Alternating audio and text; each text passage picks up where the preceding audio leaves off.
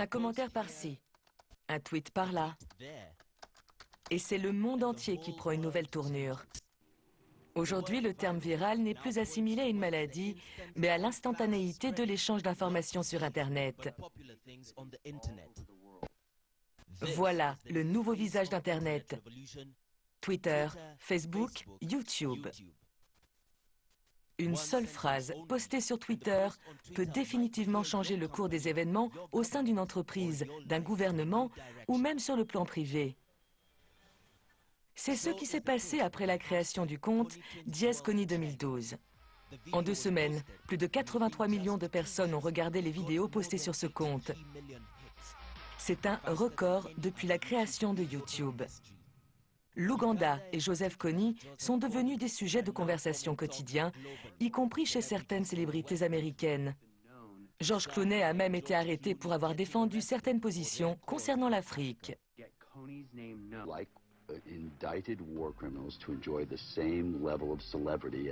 L'utilisation des réseaux sociaux a rendu les célébrités et les politiques plus accessibles.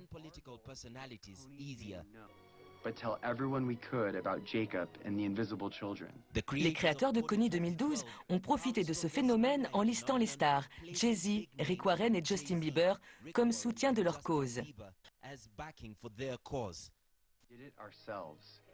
Ces initiatives sont fréquentes au sein de ce que l'on appelle les pays dans le besoin.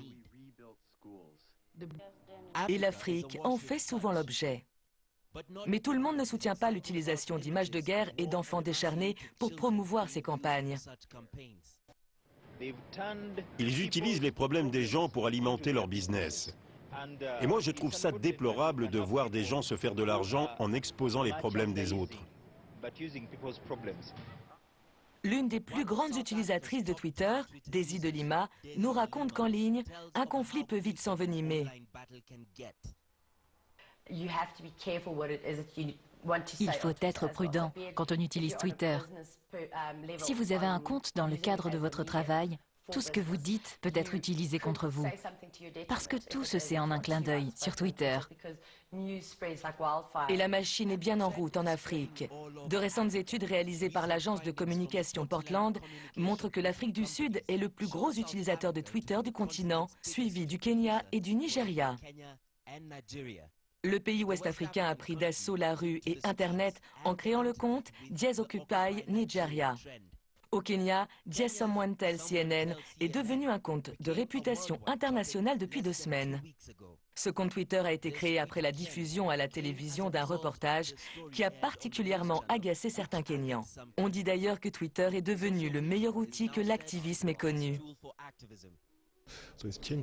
Grâce à cela, les Kenyans ont un nouveau regard sur eux-mêmes, sur leurs leaders et sur leur capacité à entrer en contact avec leurs leaders, que ce soit pour exprimer du positif ou du négatif.